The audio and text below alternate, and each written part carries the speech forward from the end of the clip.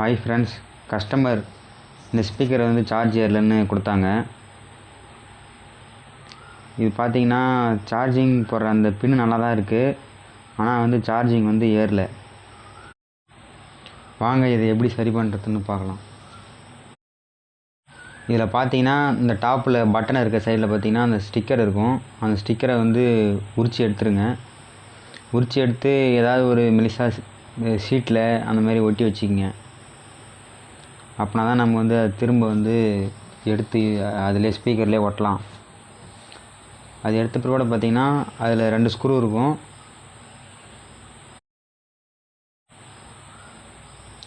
அந்த 2 ஸ்க்ரூவும் அந்த ஹேண்டில் பிடிக்கிற மாதிரி கொடுத்துருக்காங்க பாருங்கள், அதில் ஒரு 2 ஸ்க்ரூ இருக்கும்.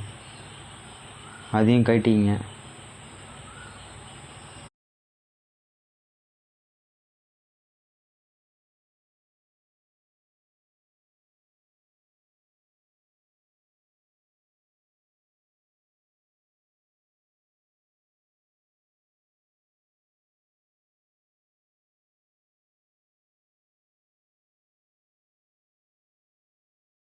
இப்போ பார்த்தீங்கன்னா எல்லா ஸ்க்ரூவும் கழட்டியாச்சு. இப்போ இந்த மதர் போர்டு இருக்கிறத நம்ம பார்க்கலாம். ஓப்பன் பண்ணோம்னா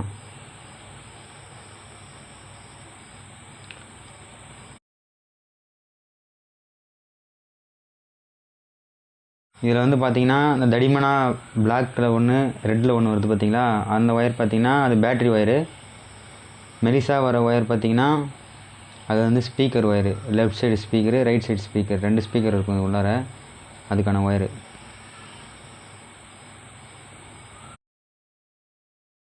அது லைட்டாக லெஃப்ட்டு ரைட் சைடு இப்படி ஷேக் பண்ணிங்கன்னா, ஷேக் பண்ணி தூக்கினாலும் எடுத்திங்கன்னா அந்த ஒயர் வந்துடும்.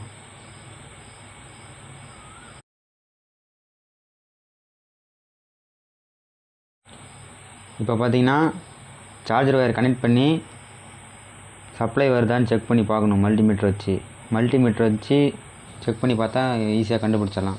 வோல்டேஜ் வந்து 20ல் வச்சுக்கோங்க. மல்டிமீட்டரில் வச்சுட்டு அந்த சார்ஜிங் கனெக்டரில் வந்து மைனஸ்லேயும் ப்ளஸ்லேயும் அந்த மல்டிமீட்டருடைய ப்ரோபை வைக்கணும். மொத்தம் இந்த சிசி பின்னில் பார்த்திங்கன்னா 5 பின்னு இருக்கும். இந்த லாஸ்ட்டில் இருக்கிற பின்னும் இந்த சைடு ஃபஸ்ட்டில் இருக்கிற பின்னும் அதில் வச்சிங்கனாலே உங்களுக்கு வேல்யூ காமிக்கும் கரெக்டாக. இதில் பார்த்தீங்கன்னா இப்போ சப்ளை வந்து வருது. சப்ளை வந்து அந்த பின்னில் சிசி பின்னில் மட்டும்தான் வருது. போர்டில் வந்து சப்ளை வந்து வரல.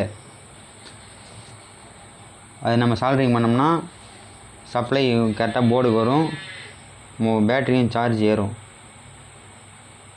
முதல்ல ஃப்ளக்ஸ் அப்ளை பண்ணிக்குவோம். அப்ளை பண்ணிட்டு சால்டரிங் மிஷினில் வந்து பாயிண்ட் வந்து 250 டிகிரி செல்சியஸ் வர மாதிரி வச்சுக்கோங்க. வச்சுட்டு லெட்டு லைட்டாக அப்ளை பண்ணி சால்டரிங் பண்ணிட்டுருங்க. 5 பின்னுமே சால்டரிங் பண்ணிடுங்க. அப்படின்னா தான் உங்களுக்கு வந்து அந்த பின்னு வந்து ஸ்ட்ராங்காக இருக்கும். மறுபடியும் கஸ்டமர் யூஸ் பண்ணக்குள்ள எந்த ஒரு ப்ராப்ளமும் மறுபடியும் இருக்காது. ஃப்ரெண்ட்ஸ், இந்த மாதிரி சர்வீஸ் வீடியோ உங்களுக்கு வரணுன்னா என் சேனலை சப்ஸ்கிரைப் பண்ணிக்கங்க, பெல் ஐக்கானை டச் பண்ணிடுங்க. வீடியோ போட்டோடனே உங்களுக்கு நோட்டிஃபிகேஷனில் காமிக்கும். மறக்காமல் லைக் பட்டனையும் ப்ரெஸ் பண்ணுங்கள்.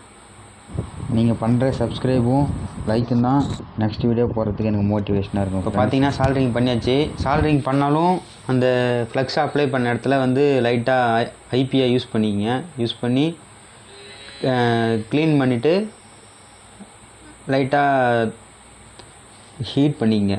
அது மாதிரி பண்ணிட்டீங்கன்னா உங்களுக்கு சார்ஜு எந்த ப்ராப்ளம் இல்லாமல் தெளிவாக ஏறும். இப்போ சார்ஜிங் ஒயர் கனெக்ட் பண்ணுறோம். சப்ளை வந்து வருது, ரெட் கலர் லைட் எரியுது, சார்ஜு ஓகே கரெக்டாக ஏறுது.